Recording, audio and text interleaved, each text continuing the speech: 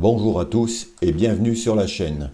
Aujourd'hui, je vous emmène sur le stand de Train Modèle, une référence dans le domaine du modélisme ferroviaire en laiton à l'échelle 0.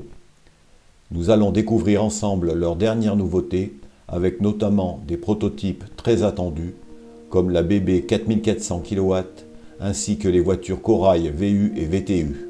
Et pour en parler, je suis avec Monsieur Piala. Voilà, bonjour Monsieur Piala. Donc je voulais vous poser quelques petites questions. Oui.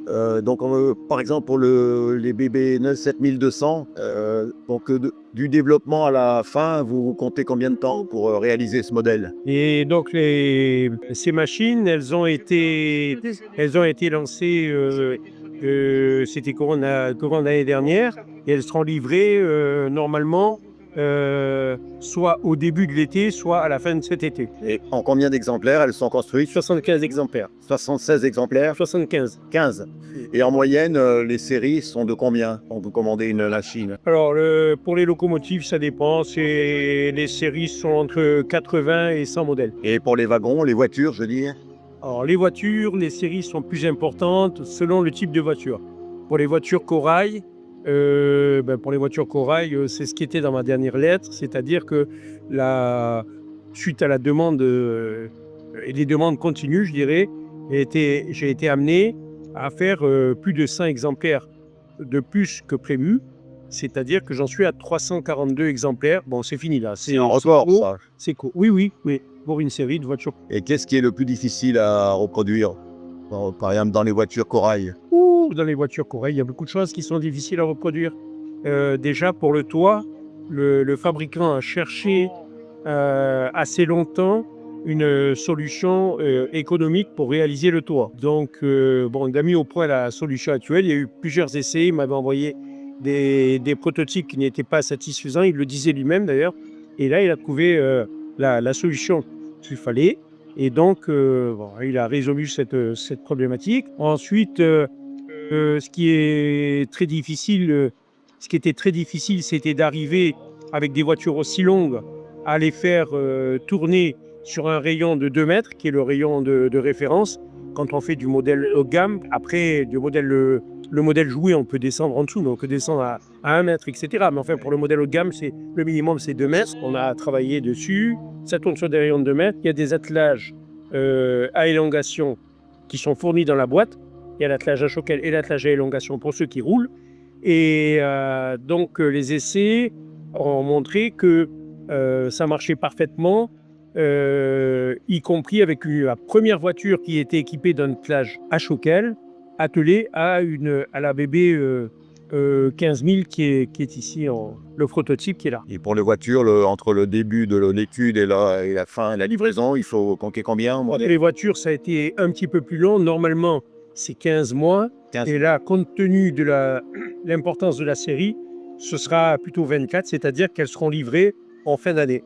Et vous allez dû faire plusieurs modèles différents, je suppose. Il y a 50 références. 50 références. Oui. Donc et le laiton permet justement de reproduire ces références par rapport à du plastique en injection. En injection, ce qui coûte cher en injection, c'est le moule. Le moule. Donc quand vous faites un modèle en plastique, tel que mon confrère Crézo, qui fait de très beaux modèles en plastique, le problème c'est que, par exemple, lorsqu'il a fait son autorail, Picasso, il est obligé d'en faire un minimum de 700 exemplaires et qu'il lui en reste encore un tiers. Voilà. Alors que moi, avec les voitures Corail, compte tenu des variations qu'il y a eu, donc vous avez des différences dans les toitures, différences dans les faces latérales, vous avez des différences dans la taille des fenêtres. Il y a 3-4 types au moins de largeur de fenêtre, il y a même plus que ça. Compte tenu des aménagements intérieurs, des bogies, etc. Si vous faites ça en injection plastique, les moules vont atteindre un tel niveau qu'il faudra ensuite pas mal ou alors il faudra les vendre beaucoup plus cher. Après, il faut savoir si on est prêt, si les gens sont prêts à payer 300 ou 400 € une voiture en plastique, Et vous, est-ce que l'impression 3D rentre un peu dans votre... Non. Non. L'impression 3D... Même pour les pièces en fonderie après? Non. Le principe, c'est de ne pas faire des modèles mixtes, j'essaie de faire des modèles intégralement en laiton fondu bronze, d'avoir un modèle intégralement en métal. L'impression 3D est très bien, on fait de belles choses. Je fais moi-même de l'impression 3D, hein. Je fais des pièces en impression 3D, mais en zéro, on a des limites. C'est-à-dire que si vous faites une caisse en impression 3D dont l'épaisseur de paroi est de 5/10, il faudra la prendre avec des pincettes, voire avec une ouate en dessous pour pas éclater la pièce. Hein. Je rappelle qu'une voiture Corail VTU n'a pas de cloison intermédiaire. Hein. Très bien. Et sur quel modèle vous travaillez actuellement, à part ceci?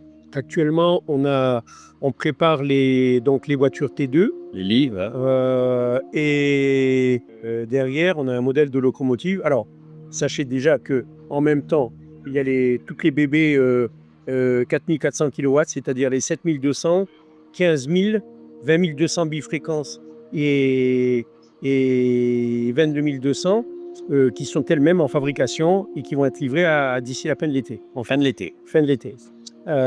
Et après, on aura donc les locomotives, ce que je prévois là, les locomotives, les danseuses, 8500, 17000, 25500, toujours avec les critères train modèle, c'est-à-dire avec des pantographes motorisables ou motorisés en version digital sonore, du digital sonore avec des décodeurs européens et pas des décodeurs chinois, c'est très important.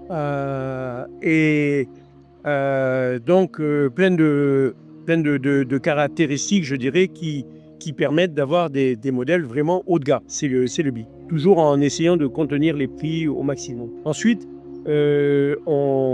j'essaierai donc, si c'est possible, j'essaierai de sortir une série de voitures qui n'a jamais été produite. Ce sont les voitures ANF USI.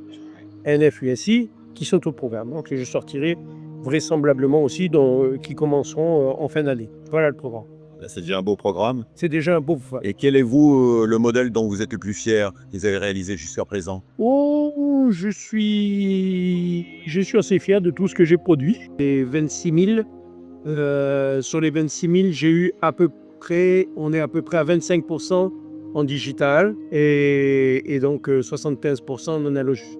Pourquoi? Parce que en principe, ceux qui font de l'analogique ne le font pas rouler. Ouais, épisodiquement. Ils mettent même pas quand ils mettent à vitrine. Parce que aujourd'hui, je veux dire, pour moi, quelqu'un qui roule en analogique, il pourrait rouler avec un train mécanique avec une clé tournée, ça serait pareil. On est en 2026. Donc ça veut dire que 75% des gens font encore achètent pour de la vitrine. Ils font de la vitrine, oui. Ça se fait encore beaucoup. Ils chantent en France, encore une fois. Yeah. Pour du zéro, il faudra de la place pour faire un réseau et j'en ne peux pas. Surtout pour des voitures Corail. Voilà. Alors je ne dis pas ceux qui font du 1. Là, j'ai appris, d'ailleurs, pas loin de chez moi, il y a quelqu'un qui fait du 1 que j'ai vu tout à l'heure. Et donc, il y a un réseau en 1. Donc, je vais pouvoir enfin tester mes modèles que j'ai en 1 qui n'ont jamais fait 1 cm. Eh ben, merci beaucoup, monsieur. Je vous en prie. Merci beaucoup, monsieur Piala, pour cette présentation et pour le temps que vous nous avez accordé. On a pu découvrir des modèles vraiment impressionnants qui devraient ravir les amateurs d'échelle 0 et de matériel en laiton. Si cette vidéo vous a plu, n'hésitez pas à laisser un commentaire et à vous abonner à la chaîne pour ne rien manquer. Et dans la prochaine vidéo, je vous propose de rester dans l'univers du laiton avec l'interview de Stéphane Chevalier, monteur de kit, qui nous partagera son savoir-faire et sa passion. À très bientôt.